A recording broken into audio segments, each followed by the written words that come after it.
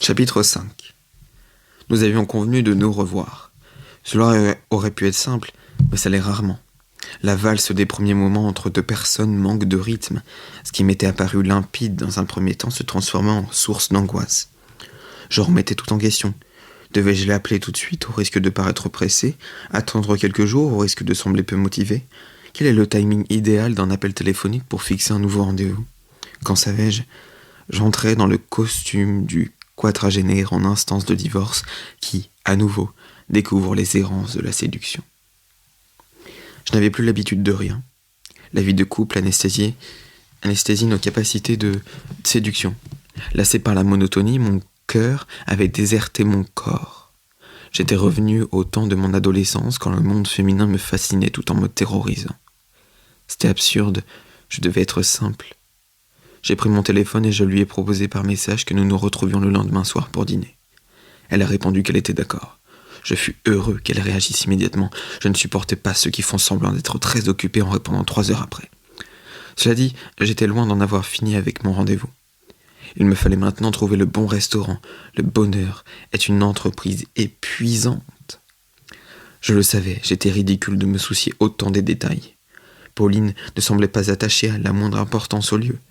Ce qui compte, c'est d'être ensemble, aurait-elle pu dire. Cette fois encore, je la trouvais différente.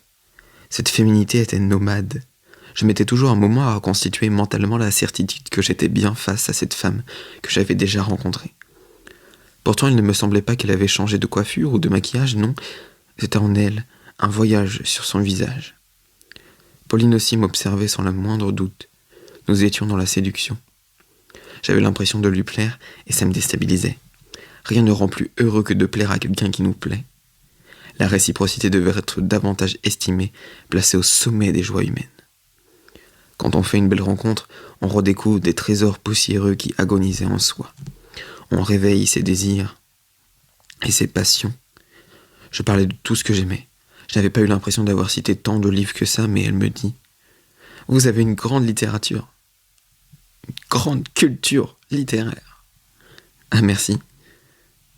Vous avez lu Gombrowicz ? Non. J'étais gêné, car cette défaillance advenait juste après son compliment sur ma culture. Pauline l'évoquait avec un enthousiasme démesuré, vantant sa puissance intellectuelle et son côté ardu aussi. Lors des premiers rendez-vous, on se part souvent des goûts incroyablement pointus. On dira que son film préféré est La Grande Illusion de Renoir, et c'est au 12e rendez-vous seulement, si l'on va jusque-là, qu'on avouera sa passion sans borne pour Titanic.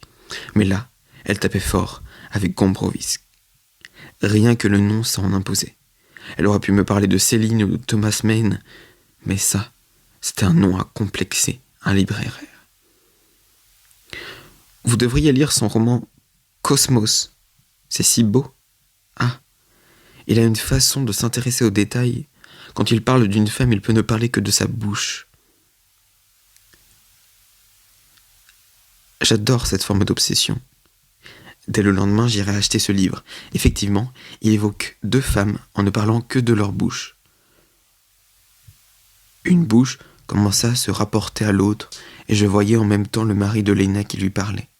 Léon qui se mêla à la conversation, Catherette qui s'affaira autour de la table, et la bouche qui se rapportait à l'autre bouche comme une étoile, à une autre étoile. Et cette constellation buccale confirma mes aventures nocturnes que j'aurais voulu oublier. Cette bouche et cette bouche, d'un côté la hideur d'une déviation latérale fuyante, et de l'autre cette virginité frêle et pure qui se refermait et s'entr'ouvrait légèrement. Que pouvait-elle avoir de commun? En prononçant cette phrase, j'ai remarqué qu'elle regardait ma bouche. J'acquiesçai. J'aime beaucoup cette idée, se concentrer ainsi sur une seule partie d'une personne. Il y a un tableau d'Edvard Munch qui s'appelle « Tête d'homme dans les cheveux d'une femme ».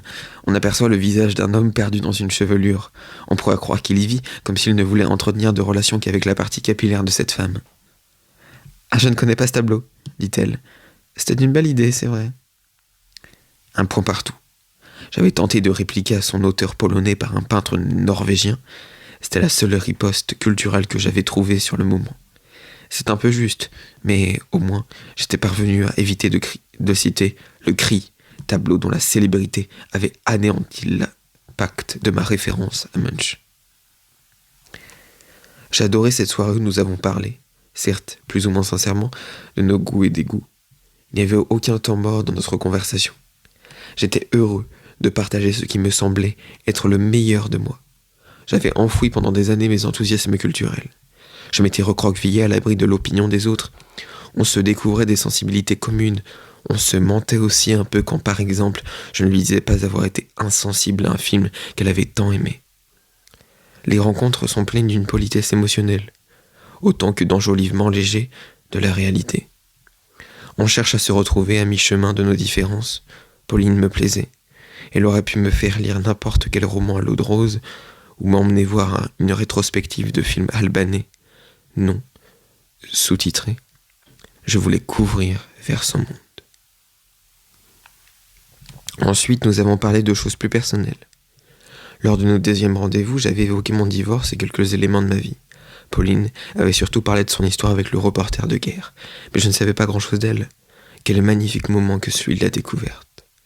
J'allais lui demander son métier, et elle pouvait tout être. Fleuriste, avocate, journaliste, comptable, infirmière, libraire, banquière, attachée de presse, pédiatre, etc. Dans quelques minutes, cet univers des possibles n'existerait plus. Je ne pourrais plus jamais faire marche arrière vers ce moment où je ne savais pas quelle était sa profession. Lentement, en peaufinant la connaissance d'une personne, on délimite le champ infini des hypothèses. On réduit les espaces pour parvenir au contour d'une vie. Je suis décoratrice. Décoratrice d'intérieur. Je fus surpris. J'avais parlé de mon métier, des années passées dans un cabinet d'architecte, et elle avait écouté sans rien dire, sans jamais me couper, pour évoquer sa propre profession qui était comme une cousine de la mienne. Nous étions de la même famille, celle de l'agencement des lieux à vivre. Tout cela était si étrange. J'étais en train de réaménager un hôtel et j'avais justement besoin de quelqu'un avec qui réfléchir à la nouvelle décoration. Quelle étrangeté. Tant de fois des amis m'avaient raconté les circonstances incroyables d'une rencontre qu'ils venaient de faire. J'avais vécu jusqu'ici comme abandonné par cette beauté-là. La vie ne m'avait jamais élu pour participer à la magie des coïncidences, si bien que j'avais pu douter parfois qu'elle existe. J'étais peut-être entouré de mythomanes, de romanciers en herbe, qui voulaient laisser croire que le destin possède parfois l'éclat du miracle. Notre rencontre pouvait relever du simple hasard, mais pas pour moi. Cet événement était un bouleversement symbolique. Ma vie pouvait maintenant, comme celle des autres, être frappée par la grâce. Je cherche justement quelqu'un avec qui travailler pour mon hôtel. Je suis hors de prix. Mais bon, puisque c'est vous, on peut s'arranger, dit-elle en souriant. Quelques minutes plus tard, nous sommes sortis. Le temps passait sur nous sans la moindre turbulence. La perfection du moment était telle qu'on pouvait croire que la nuit ne mentait. « On peut aller à l'hôtel ?» dit Pauline.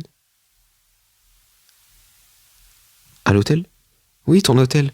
J'ai envie de commencer à travailler. » Chapitre 6. Intensité à douleur, 0,5. État d'esprit, cosmos. Fin du chapitre 6.